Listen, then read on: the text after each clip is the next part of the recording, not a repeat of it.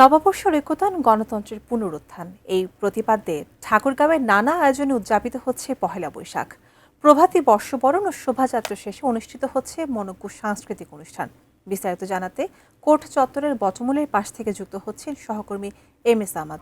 সামাদ, আপনাকে নববর্ষের শুভেচ্ছা। আপনার কাছ থেকে জানতে চাচ্ছি, এই মুহূর্তে আপনি যেখানে আছেন সেখানে নববর্ষের আয়োজনের সর্বশেষ কেমন উচ্ছ্বাস, খবর, এই সবকিছু আমাদেরকে একটু জানান।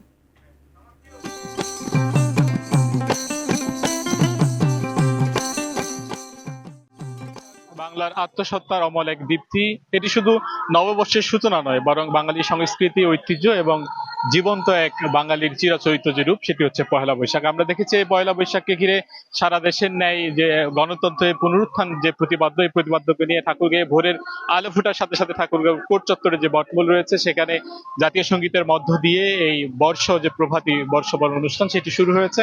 তারপরে দেখেছি বেলা একটু বাড়ার সঙ্গে সঙ্গে ঠাকুরগাঁও শহরের এই জেলা প্রশাসক কার্যালয় চত্বর থেকে একটি বৈশাখী শোভাযাত্রা বের হয়েছে। আমরা দেখেছি সেখানে ঠাকুরগাঁয়ের মানুষ বিভিন্ন অঙ্গভঙ্গিতে, বিশেষ করে যারা আদিবাসী রয়েছে তাদের অংশগ্রহণ ছিল, এবং বিভিন্ন মহিষের গাড়ি, বর কনে সেজে নানাভাবে জেলে মুচি সেজে যত শ্রেণী পেশার মানুষ রয়েছে বাঙালি সংস্কৃতির সঙ্গে সকলেরই সেই অংশগ্রহণে একেবারে মুখরিত হয়ে ওঠে ঠাকুরগাঁয়ের এর বৈশাখী শোভাযাত্রা। এবং এখান থেকে বের হয়ে ঠাকুরগাঁও সরকারি বালক উচ্চ বিদ্যালয় বড় মাঠে সেখানে গিয়ে আবার এই যে বটমূল চত্বর রয়েছে এখানে এসে শেষ হয়। এবং এখন এই যে লোকজ মেলা শুরু হয়েছে, সারাদিন ব্যাপী এই লোকজ মেলা চলবে। লোকজ মেলায় ঠাকুরগাঁও শহরে যারা বিশেষ করে মহিলা উদ্যোক্তা রয়েছেন তাদের অংশগ্রহণ রয়েছে, এবং প্রত্যেকটি স্টলে তাদের তৈরি করা যে কারুপণ্য আছে সেই কারুপণ্যগুলো তারা প্রদর্শন করছেন। এবং ঠাকুরগাঁও শহরের যে জায়গাগুলো রয়েছে, ঠাকুরগাঁও যারা মানুষ রয়েছেন তারা কিন্তু এই লোকজ মেলায় তারা অংশগ্রহণ করছেন। এছাড়াও জেলা শিল্পকলা একাডেমির আয়োজনে এখন মনোজ্ঞ সাংস্কৃতিক অনুষ্ঠান চলছে। এছাড়াও ঠাকুরগাঁয় যে সরকারি গণগ্রন্থাগার রয়েছে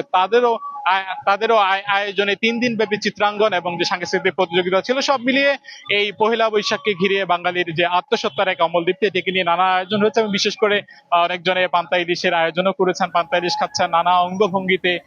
গ্রামীণ যে ঐতিহ্যকে ধরে রেখে এই পহেলা বৈশাখের দিনব্যাপী উদযাপন করা হবে। রুমিতা।